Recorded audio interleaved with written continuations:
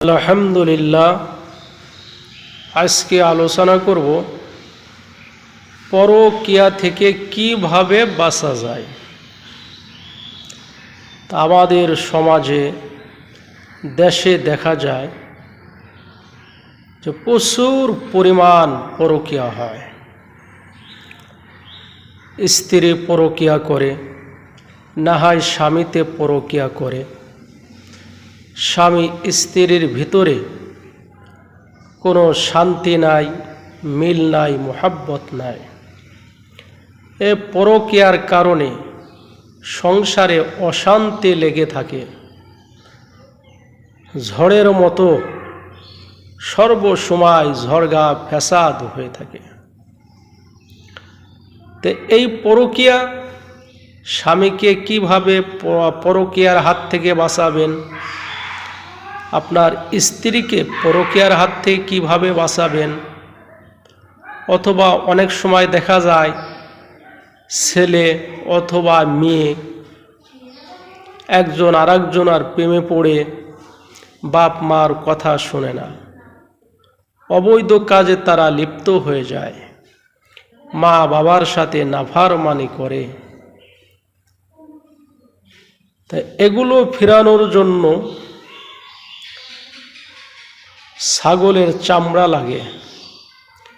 অনেকে আসেন, আসার পরে আপনারা ফিরে যান, ডবল করে আপনাদের আশা লাগে।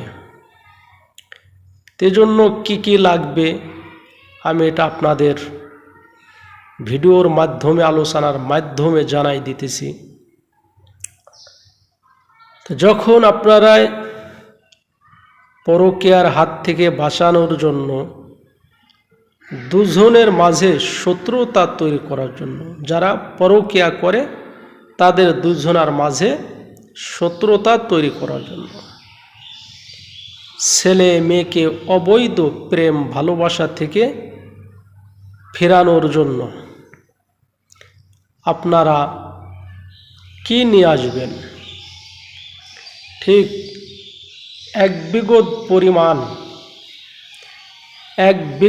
পরিমাণ এরকম 2 আঙ্গুল চড়া, 1 বিঘত পরিমাণ লম্বা, 2 আঙ্গুল পরিমাণ চড়া ছাগলের চামড়া নিয়ে আসবেন। মালাকারের দোকানে কিনতে পাওয়া যায়।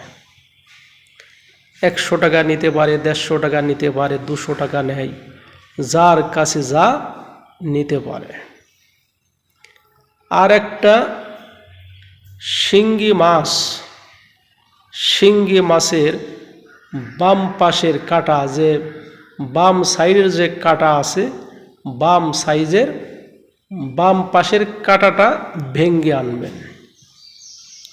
আর একটা, যখন হিন্দুরা শ্মশানে যখন লাশ পোড়ানোর পরে সবাই যখন চলে আসে, ওই শ্মশান থেকে কিছু নতুন কয়লা নিয়ে আসতে হবে।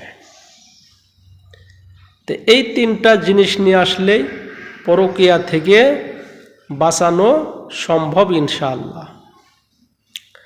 1 নম্বর ছাগলের চামড়া, 2 নম্বর শিঙ্গি মাছের একটি কাটা বাম পাশের, 3 নম্বর হিন্দুদের শ্মশান থেকে কিছু সিতার কয়লা।